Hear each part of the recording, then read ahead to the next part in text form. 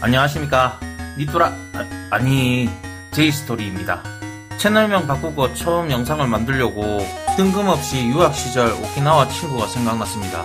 그래서 오늘은 오키나와에 대해 이야기해보겠습니다.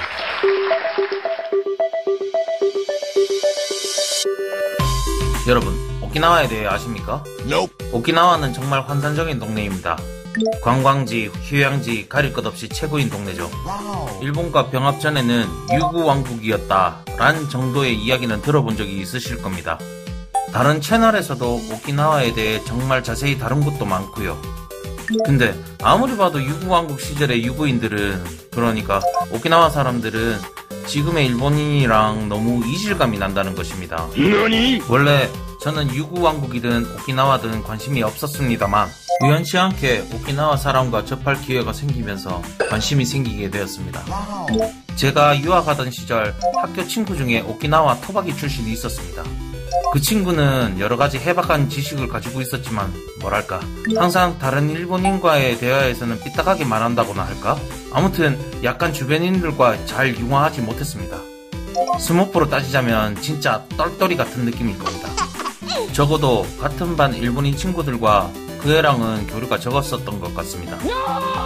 제가 일본의 CG 형상학과에 입학할 당시 한국인이 3명이 있었는데 신기하게도 그 오키나와 친구랑 매번 우리랑 밥 먹고 놀고 같이 과제를 했었습니다.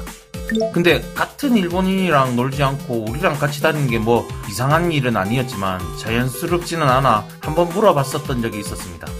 당시 친구는 일본 본토 사람들을 메이지인이라고 그러더군요. 왠지 오키나와 사람과 일본 본토인 사이에 선을 긋는 듯한 느낌이랄까요?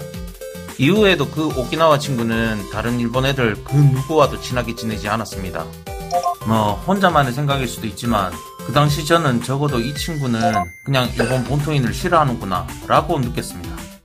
오키나와 사람들은 2차 세계대전 중에 미국이 오키나와를 공격할 당시 오키나와의 학생들과 많은 일반 사람들이 일본군에 의해 강제 징집되어 많이 희생되었습니다.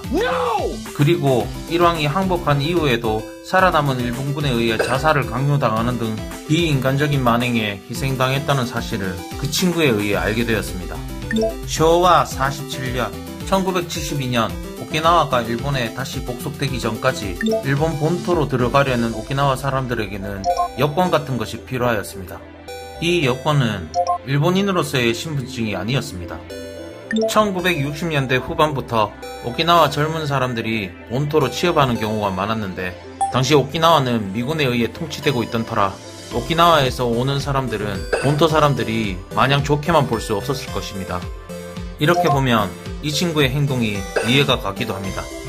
일본 본토 사람들은 오키나와 사람들의 외모에 대한 이질감도 있었겠지만 미군이 통치하는 곳에서 본토로 왔기 때문에 행여 미군 쪽 스파이가 있을 거란 생각으로 더 차갑게 대했을지도 모른다고 하더군요.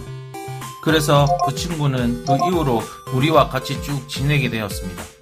역사가 그렇다고 해서 실제로 일본 본토 애들에게 괴롭힘 당해서 멀리하는 것은 아니었지만 우리와 친하게 지냈던 것은 우리를 알기 전에 한국에 대한 강한 호기심을 가지고 있었던 것 같습니다.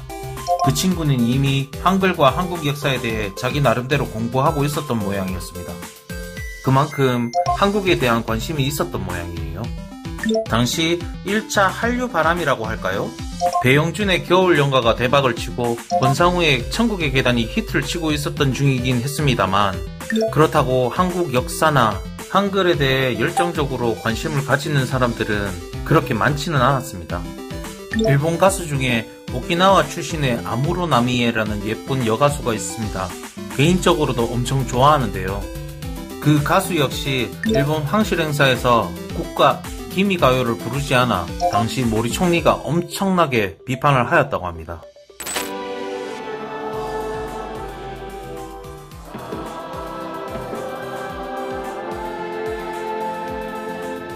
오키나와는 다시 일본에 복속되어 1972년 당시 일장기 개항과 기미가요 제창을 하지 않는 학교가 적지 않았다고 하는데 아마도 2차 세계대전 당시 많은 희생자를 낸 것이 한몫했을 겁니다. 이 때문에 아직도 오키나와 출신 사람들은 기미가요를 부르지 않아 종종 트러블이 생기고 있는 모양입니다. 16세기까지 유구왕국은 청나라에게 조공을 바치는 나라였습니다. 임진왜란 이전부터 일본의 사츠마번은 유구왕국을 노리고 있었습니다. 유구왕국은 1609년에 사츠마번에서 부장 카바야마 히사타카가 3천의 병력을 이끌고 침략에 패배한 이후 청나라와 사츠마 그리고 에도 막부까지 2중 3중으로 복속되는 신세가 되었다고 합니다. 당시 유구왕국은 수천의 병력이 있었고 사츠마번과 해볼만한 싸움이었지만 형편없이 깨졌다고 합니다. 그에 비해 조선은 임진왜란 당시 수적이나 화력으로도 열세였지만 왜군에게 승리를 가져온 것을 보면 유구왕국은 너무나도 형편이 없었던 것 같습니다. 그 오키나와 친구와 팀 과제 마지막 날 그 친구가 그러더군요. 19세기 한국은 일본의 식민지가 되었어도 나라를 되찾으려는 위대한 사람들이 많아서 지금 한국이 있었지, 아니었으면 지금 한국은 일본의 도도부현 중 하나였을 거라고 하더군요.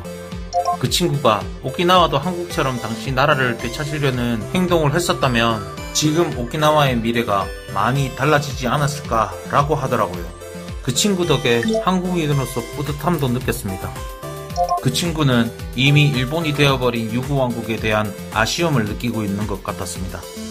어디까지나 오키나와 출신의 친구가 타지에 와서 그냥 신세 타령하는 얘기일 수도 있지만 왜인지 그 친구가 아련하게 느껴졌습니다. 덕분에 오키나와에 대해서 조금은 알게 되는 계기가 되었습니다. 처음 도쿄에서 맞은 겨울이 춥다고 덜덜 떠는 그 친구가 오늘은 많이 보고 싶네요. 시청해주셔서 감사합니다. 제이스토리 화이팅! 하하.